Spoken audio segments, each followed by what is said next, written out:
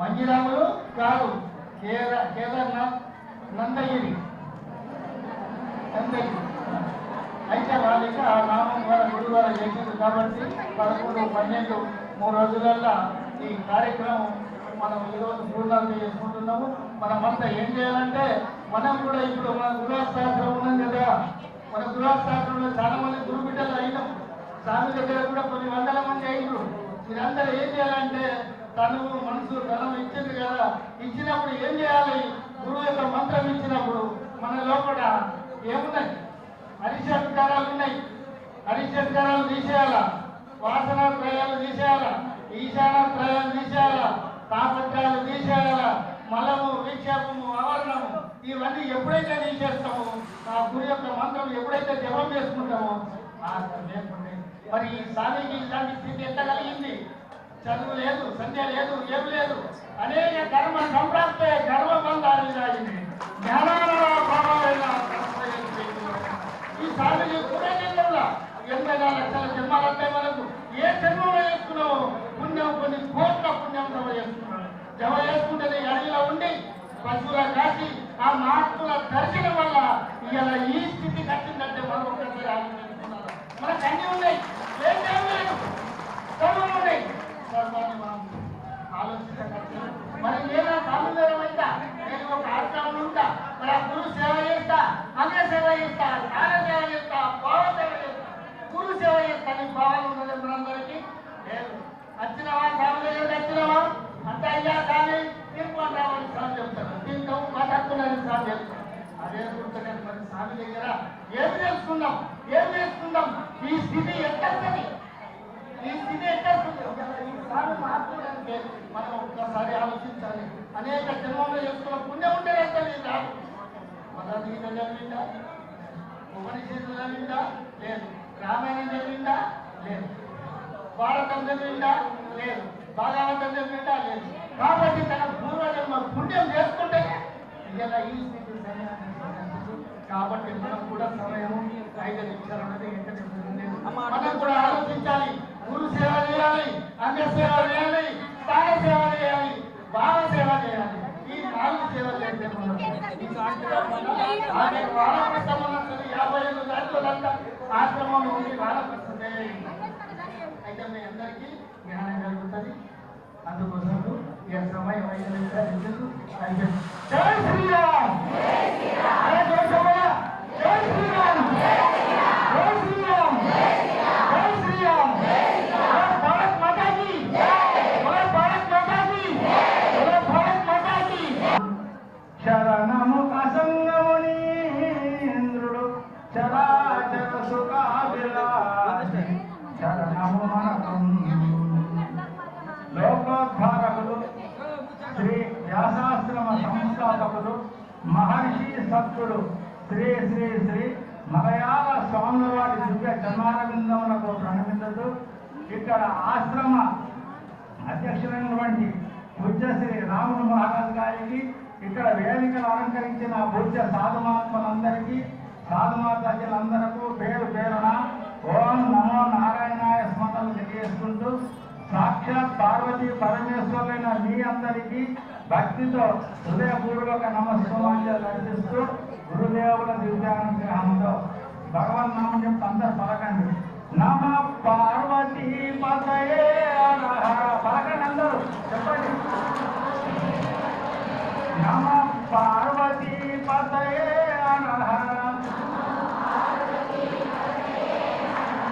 హర హర శంకర సదాశివ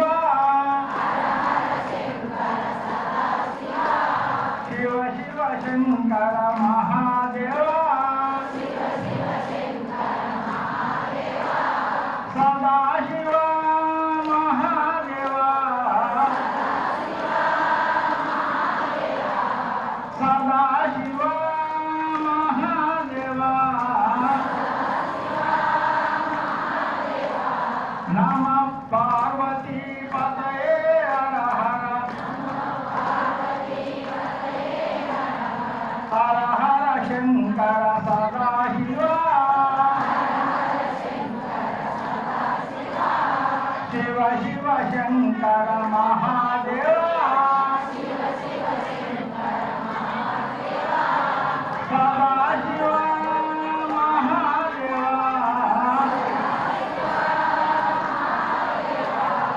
సదాశివ మహాదేవ.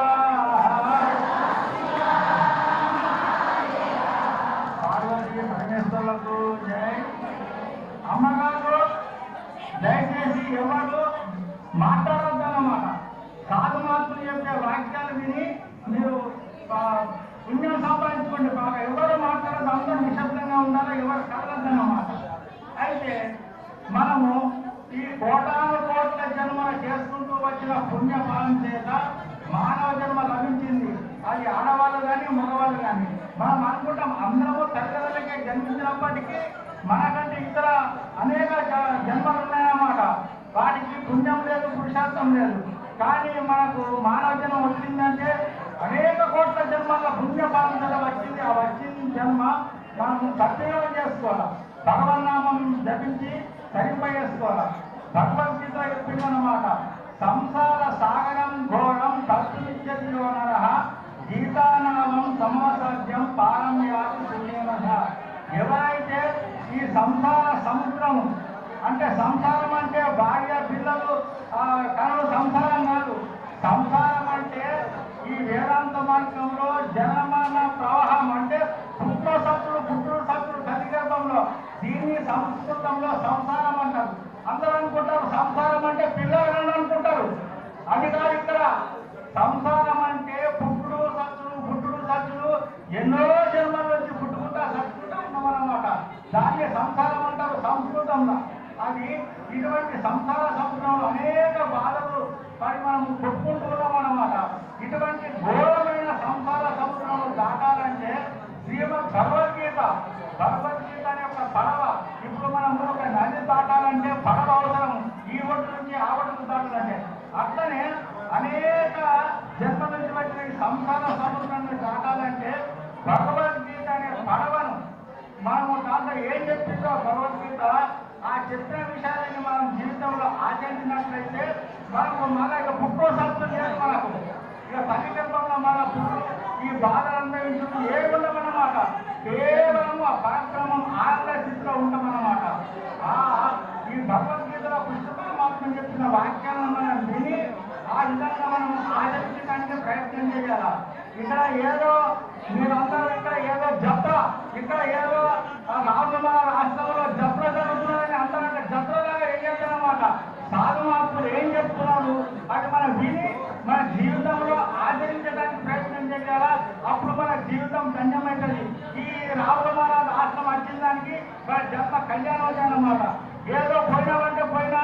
అందరూ ఇక్కడ ఎక్కడ సైలెన్స్ శబ్దం నిశ్శబ్దంగా ఉండండి అందరూ ఆత్మాత్మ చెప్పిన వాక్యాలు వినండి అన్నమాట అయితే మనము మీరు అందరూ గృహప్రవేశం చేసుకున్న వాళ్ళే ఉన్నారు అయితే గృహప్రవేశం చేసుకున్న వాళ్ళందరూ ఏం చేయాలో ఫస్ట్ అంటే కొంచెం అందరికంటే మబ్బులు ఇవ్వాలా మన ఇళ్లలో అనేక పనులు ఉంటాయి 5 గంటలకు వేసి మన రామమానాలతో మనకి ఏదైతే ఉపదేశం చేసిందో గురుమంత్రము దాన్ని ఉదయం 5 గంటలకు వేసి స్నానం చేసుకొని మన దేవుడికి దీపం పుట్టించుకొని ఒక అర్ధ గంటలో గంటలో జపం చేయాల అప్పుడు మనం గురువుగారి దగ్గర ఉపదేశం తీసుకున్నదానికి మన జన్మ కళ్యాణం అవుతుంది గురు ఉపదేశం తీసుకున్నామంటే తీసుకున్నా ఏది అంగడి పేరమా గురుపదేశం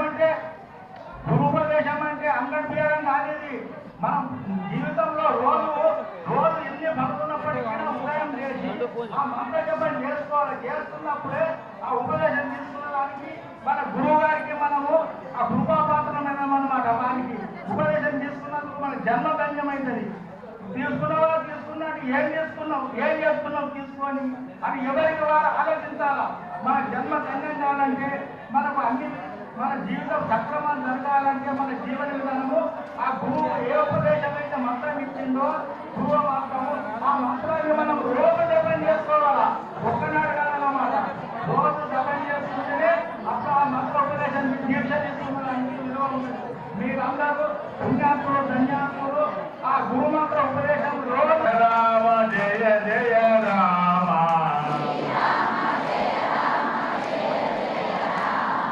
శ్రీరామ జయ రామ జయ జయ రామ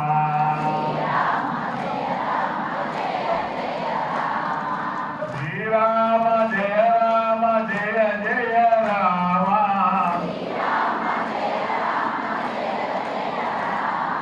శ్రీరామ జయ